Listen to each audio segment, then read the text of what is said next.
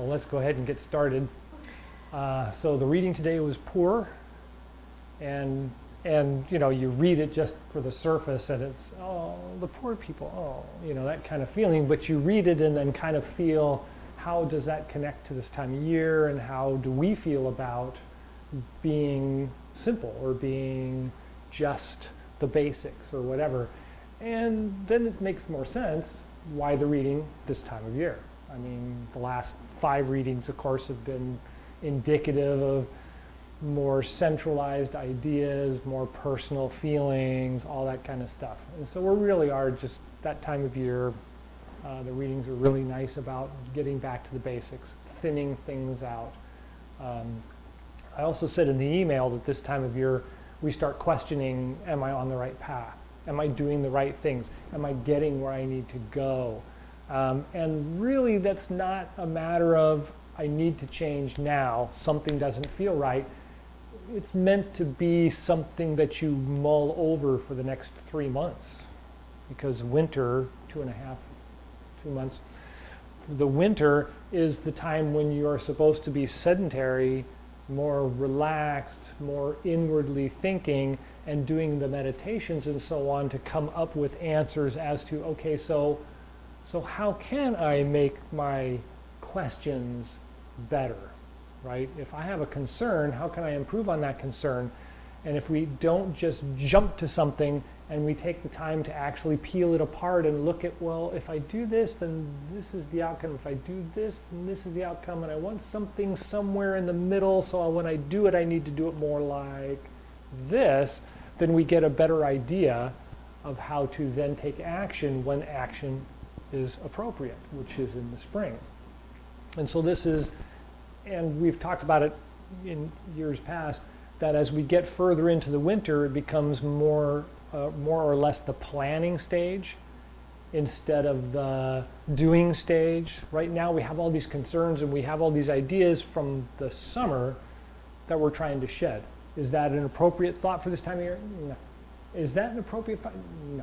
Is that no. Is that, well, yeah, actually, because that's something that's going to extend out, right? That's something that we're going to take with us into the spring, and so we need to meditate on it through the winter to get ourselves kind of aligned, right? Acclimated to the idea of change.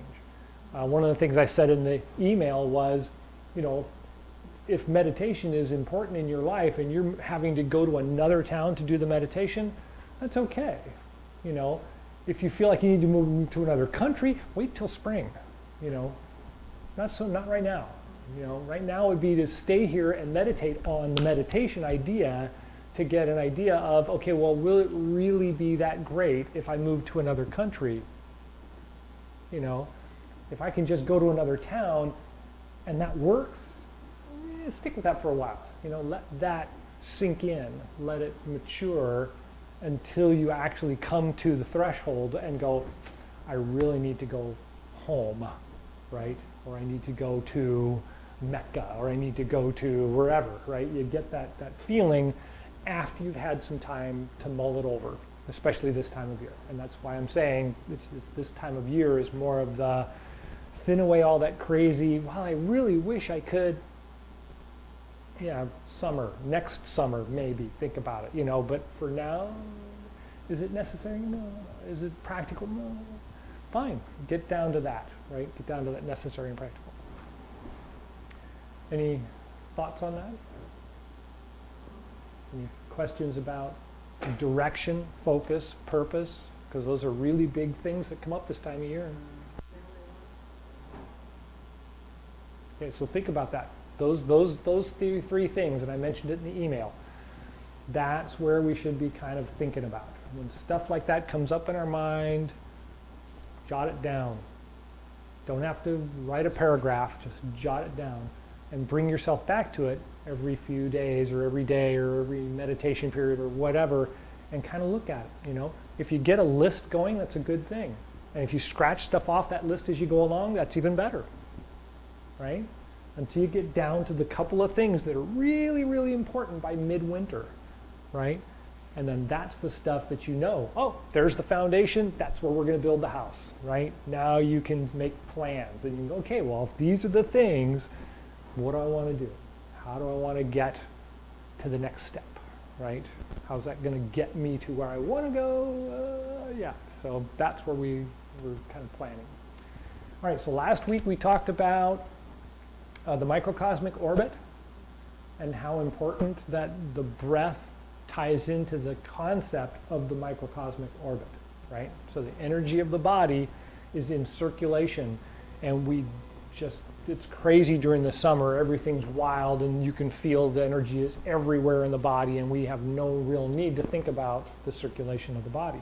But in the wintertime, the extremities get cold, right? The body feels colder, we start getting tense, right? And so we really need to think about the circulation. We need to guide the circulation. We need to use intent, right, to drive the energy force of the body to improve its ability to survive. And circulation is the key. All right, so if we start in the standing position and we just take a couple of breaths, just relax the body.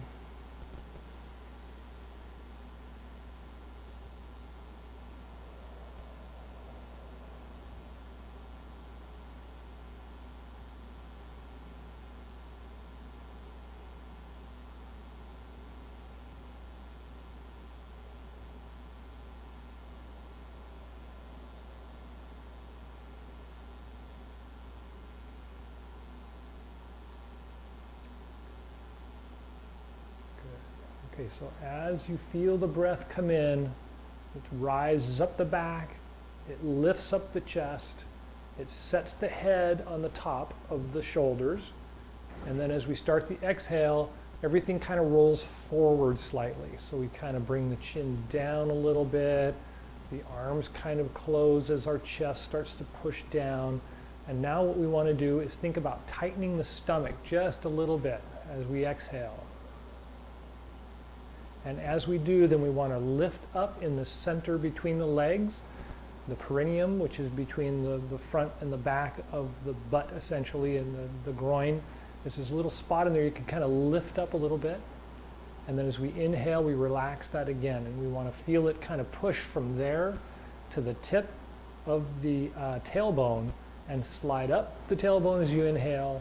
And that helps to lift up the body, open the chest, lift up the head, it sets it on the shoulders, and then exhale down the front, the chin kind of drops, the chest kind of drops, the stomach kind of pulls in slightly, and so then tighten the stomach muscles a little bit, and then lift up in the center between the legs, and then inhale, start at the tailbone, lift up.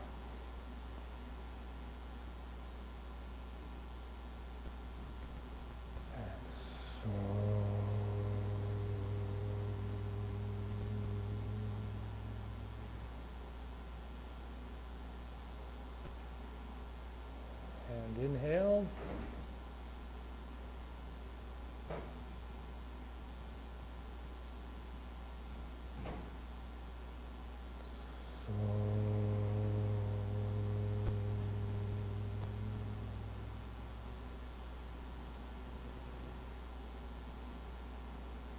And one more.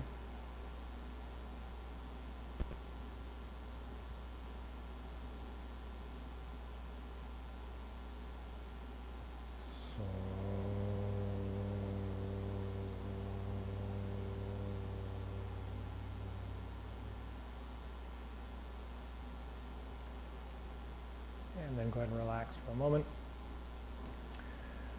So could you feel the body, the muscles tighten up slightly, the lifting slightly in the center of the body?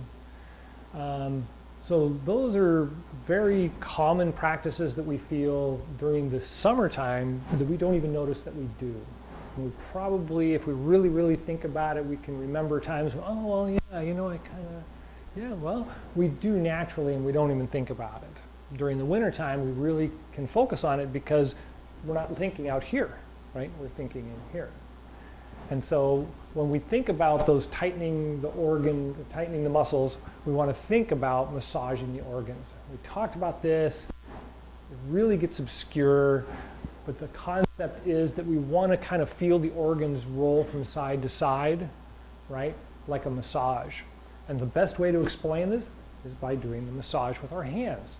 So go ahead and take your hands, rub them together a little bit here, get some warmth going in the fingers, hopefully. All right, as soon as you can feel the friction on your fingers getting warm, right, then really you're warm. The chi is there. Even though it feels cold still, the chi has been stimulated and it's there. So then we want to place the hands over the dantian like we normally would. We're going to roll to the side as we inhale and lift up slightly to the diaphragm, which is right at the bottom of the rib cage. We're going to come to the center and start the exhale and kind of press down and around as we finish the exhale. So if you relax the stomach, and so it kind of sags out a little bit like this, and then you pick it up, like I'm pushing it in slightly and picking it up. And then as I push down, I'm pushing it in. See, I'm pushing it in to the other side with my hand. And when I get to the bottom, I just relax. Inhale up. And then exhale down. So that was 3 times. Switch hands. And then go in the opposite direction. Inhale up.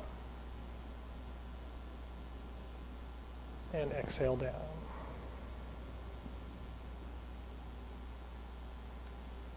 Inhale up. And exhale down.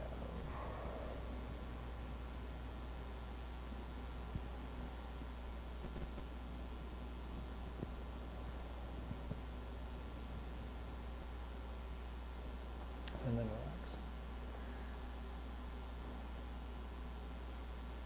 relax. Okay? So that's self-massage. Pretty common. You can read about it in a variety of books. It's readily available. This one's really good for the abdominal cavity. If you have trouble sleeping at night or waking up in the morning, doing this exercise is really good. Clockwise, I believe, if I remember correctly, clockwise puts you to sleep and counterclockwise wakes you up. I'll have to reread it to make sure of the direction, but the idea is that if you do this 3 times in each direction, you've done wound up and unwound, and that's the key, is just kind of balance the middle out.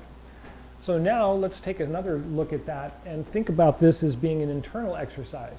So if I put my hands down here and I let my tummy hang down a little bit so I can feel it, and then I pull it in and it moves away from my hands, I can pull it in from down here and I can feel it poke out up here. And then if I push it out down here and I tighten the top, like I'm tightening this little spot right here, like I'm kind of doing a little crunch, and it's still sticking out at the bottom, right?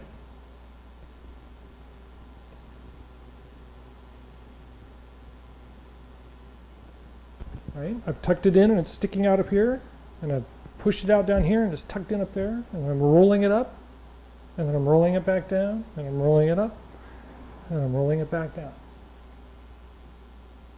Okay, what are we doing, right? This is internal silk reeling, right? This is like the beginning of learning to do that, right? All that silk reeling we talked about in the summertime, that's all external, well, it comes from here. And during the summertime, I do it from here, and that's why mine looks different than everybody else's, because I'm doing it, the whole body is doing it, not just the whole body is doing it, right? I've got the inside energy rolling around, and I'm bringing it out. And I talk about that when we do it during the summertime. I kind of talk about the idea that it's here, lifting it up, I'm turning it and stirring it, and then I'm driving it out the body, and I'm bringing it up and I'm bringing it out. Where in the wintertime, we really don't want to bring it out, right? We want to kind of contain it to some degree, kind of like the whole idea of the little candle or the ember we're keeping from the wintertime to try and keep the cold from just dousing it completely. And so we want to bring it in here, and we want to stir it up as part of the exercise. And so let's think about it as being just moving the rib cage, right? So I'm going to hold my hips still, and I'm going to take my chest and my stomach, and I'm going to kind of roll it around, right? So if I did this, and I did this, this is just my rib cage and my back. I'm not moving my hips. I'm keeping my hips still. And so if I bring it down and around, and then up and around, it's kind of like doing this massage, except I'm doing it with my chest. I'm doing it with my muscles. Does that make sense? It seems kind of weird, and we don't want to do it for long because it's really stimulating for the organs. But the idea of practicing that a little bit, right?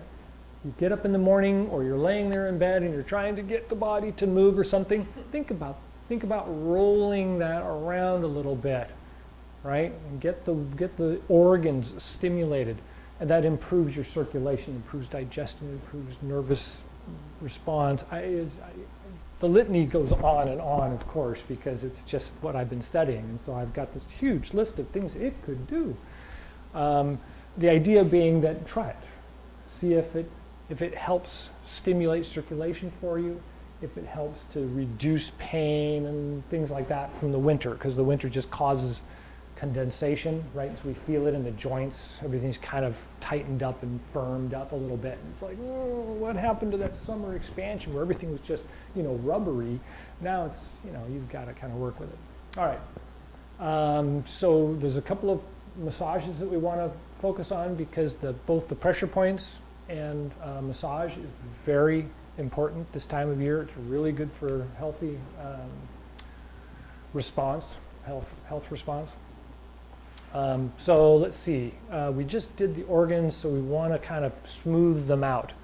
So we're going to smooth out the organs by massaging this funny little muscle right here. Right? Yep. So I turn the hand inward, so the pinky's out and the thumb's facing you, and it's right up this little muscle right here. And then switch sides and do the other side. And then I'll tell you about the pressure points. So far, so good? Everybody feel it? But right, you can feel it. It feels really good. So there's a group of pressure points that go right from the corner of the elbow up this bone and right up to the outside of the pinky. And if you just run your fingers up and down that from the elbow up to the pinky, you can feel the sensation. It's like, oh, right? It's got a nice sensation to it.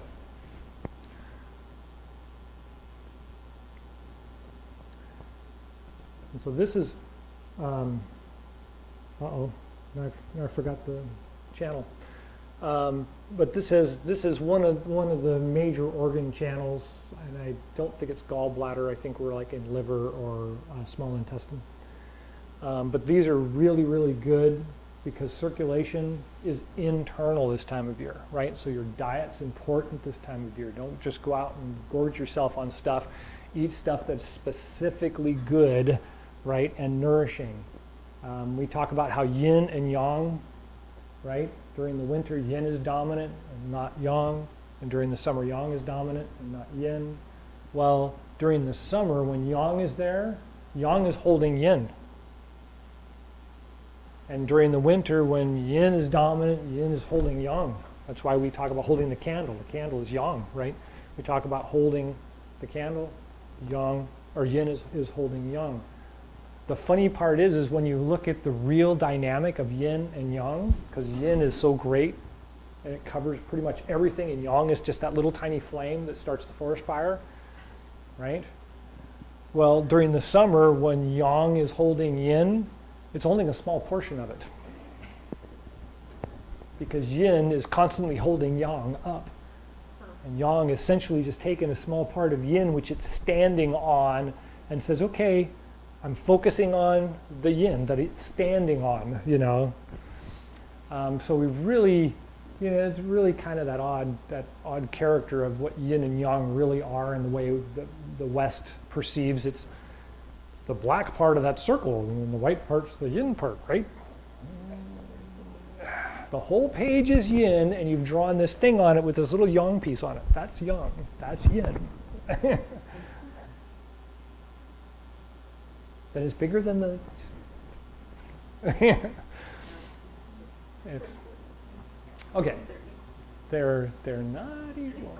It's funny how that works. It's not equal.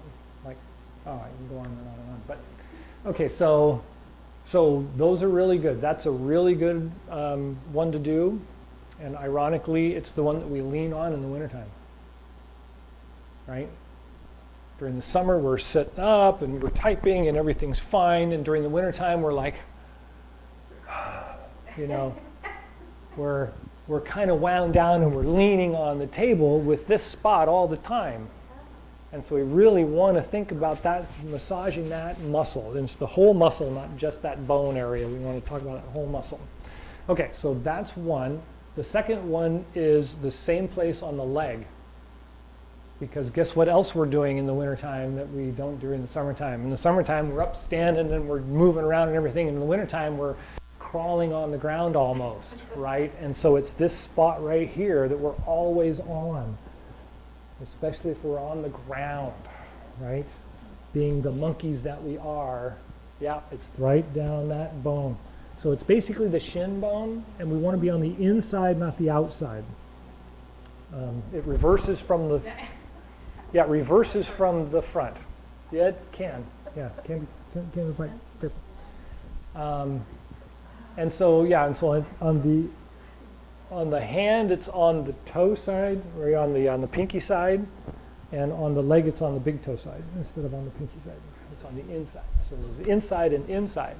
It just happens to be on the opposite side of the of the hand or the character, but it works very well. Okay, so then the last thing is face and head. And we've done this one before. This is actually a couple people's favorites. I know it is. And so it's like having water in your palms, and you splash the face, and you pull out towards the ears and down the cheeks. Do that a couple of times. And it's nice to kind of feel like you're pulling the skin back, and so you're kind of straightening out the face, and then moving down the face. There's a lot of pressure points and a lot of lymph area in the face that needs to be massaged. And so that's the primary massage. I usually do 3 of those, and then I do 3 with each hand. And when you do it, you want to come down the center and squeeze your nose and kind of go, right? So I'm blowing out. I'm going to go, right? But I do it like this. And so you take the hand that you're not using and you place it over the other hand and you massage up and come down and then kind of squeeze and exhale. And then do that 3 times. And then change hands and do the other side.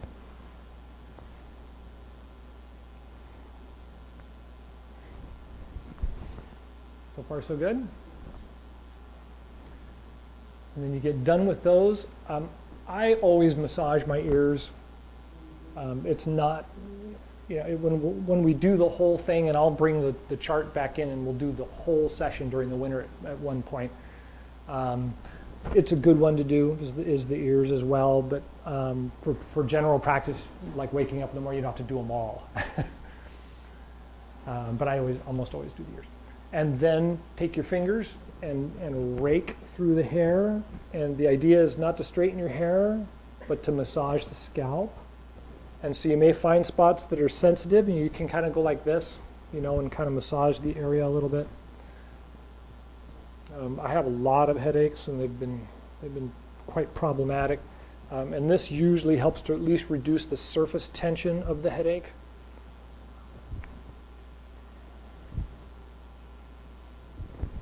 And then the last thing is, because of the cold and the wind, you take your fingernails, or you take a bristle, like a brush, a hairbrush, a bristled brush, and you massage this area of the neck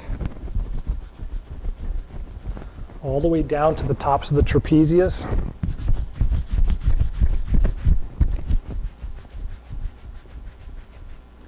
And that one's especially good if you're outside in the wind, like someone catches you outside and forces you into a conversation, and you feel the wind blowing and you get that kind of feeling like this, right? You get that feeling. First chance you get, go to the bathroom and just stand there and just scrub it with your fingernails. Scrub it pretty good. You can get to the point where you're rawing the skin and it really isn't going to hurt you. But it's going to get rid of that feeling, right? And then you're not going to get the nasal follow-up, and you're not going to get the chest tightness and all that stuff that follows up with this feeling, right? You're going to shed it here first, and then it kind of tapers off, and then, you kind of feel a little tight. That person maybe stand out there in the cold, but it'll wash away, right? It kind of washes it away. So those are the ones we primarily want to focus on for this time of year. As we get closer to the winter, I'll bring in the list and we'll do the sitting and all the massages and all the practices, because that'll be really good as we get closer into the winter and meditation becomes more practical, more practiced. It's practical all the time. It's more practiced in the winter time. Okay, any thoughts about any of that stuff? No? Okay. The website, that the email link that I send you that's got all of the YouTube lists on it has also got the potent points pages. They're specific, right? The headache one, and the eye strain, and then headache in the neck and the back, right, are all pressure points. We always talk about the difference between pressure point and stimulation. You don't need to use the point, right? I sent the pressure point paper and I copied them and put them up there for the simple reason that they reinforce the idea that if you massage that area, you're stimulating those points, right? So all the headache pressure points from the head back, from forehead back, are all in these points right here. All you got to do is rub that area. You don't have to just hold those points and go 1,000, 2,000, 3. That's not the point, right? Eye strain is this one and this one, right? You don't need to hold them. Just massage the area, we learned that when we were kids. You rub your eyes when they're, bothering you.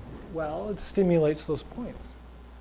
But if you have a better understanding about why those points and why stimulating that area, it makes it more practical when you're doing it as to, well, how much should I do it? Or how often do I need to do it, right? You can start answering those questions for yourself without having to go back to the book and go, a minute and a half. Okay, a minute and a half. Get a practical approach. Okay, we didn't get to do the moving Chi Gung today. But we covered a lot of ground, talked about a lot of great things that are really, really good this time of year. But we'll get back to the moving Chi Gung, and we'll go through the microcosmic orbit and the internal massage, and we'll just start compiling those together more and try to remain focused in them when we're doing the moving Gong, right? Because that's really, really good this time of year. All right. So let's go ahead and do the standing and for a couple of breaths, and then we'll do the closing exercise.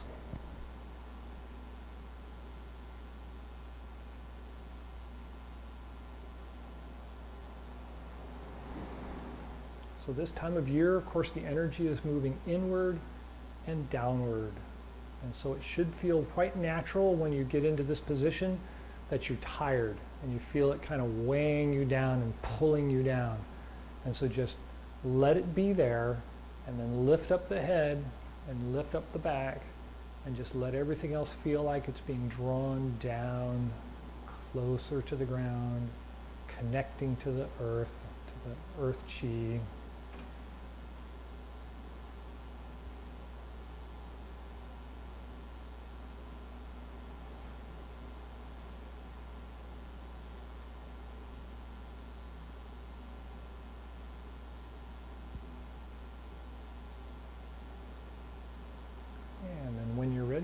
palms out, inhale, rise up.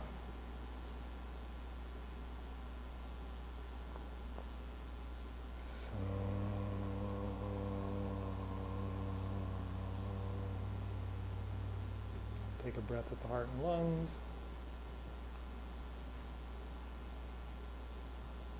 And guide it down to the Dantian and Mingmen. Take a breath there.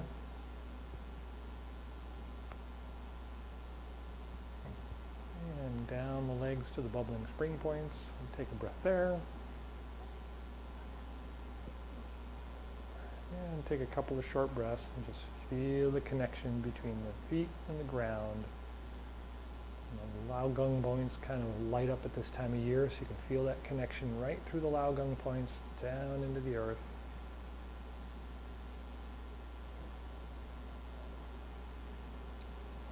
And when you're ready, palms out, inhale, rise up.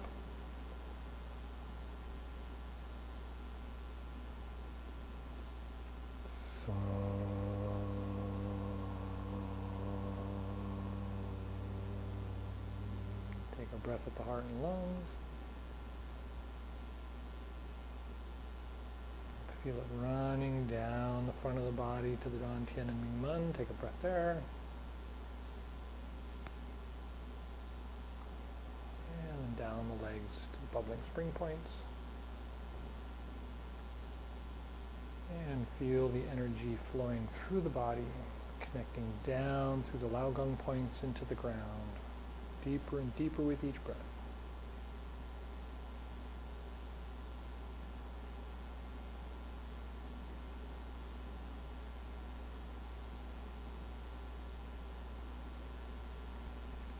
And palms out, inhale, rise up.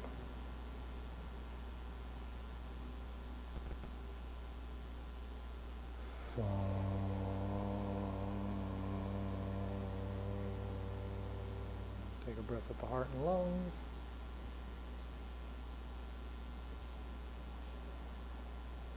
And the Dantian and Mingmen.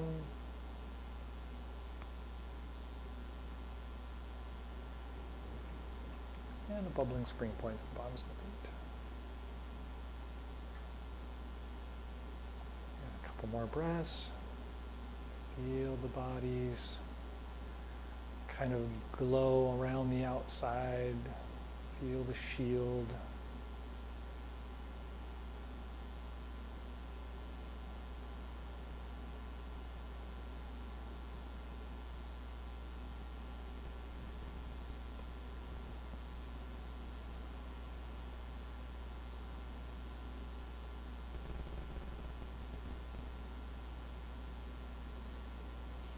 All right.